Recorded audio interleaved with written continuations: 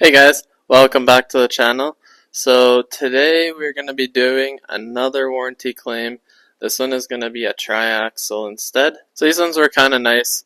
They didn't even go on the road, so they literally only had the kilometers from the factory to our shop, and we just did them. So one thing I am going to talk about later on in the video is a triaxle truck compared to a tandem, just from a business standpoint of view, like how much more work it is. So let's get into blasting this thing.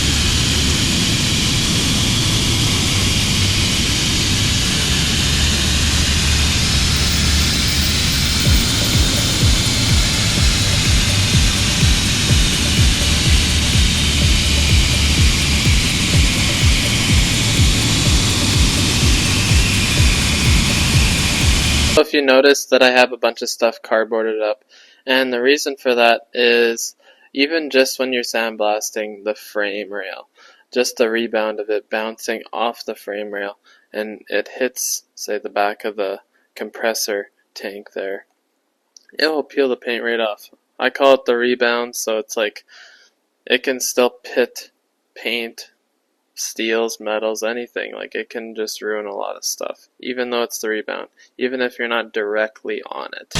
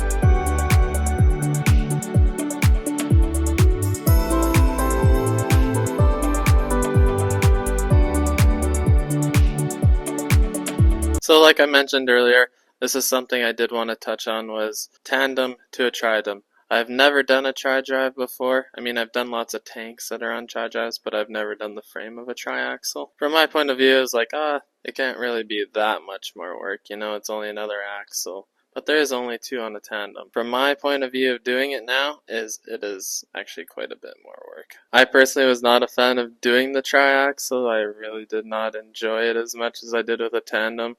There's just a lot more parts. Getting in between the two axles, you know, like when you have to blast or paint, you only have to do it once on each side. But you gotta do it 4 times, and it just seems like it's just so hard to get. But I found it to be a lot more work than I was anticipating.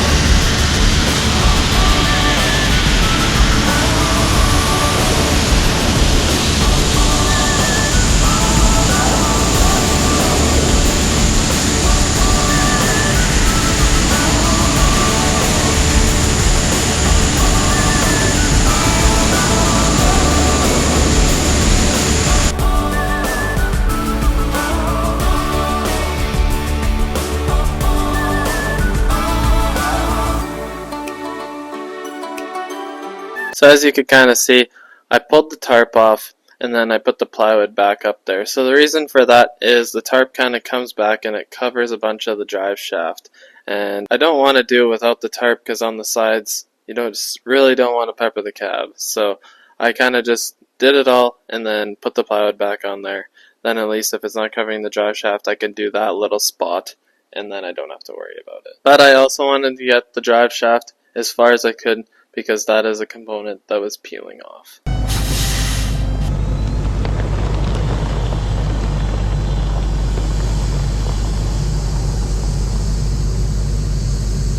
As always, guys, I really do appreciate you watching, and we'll catch you on the next one.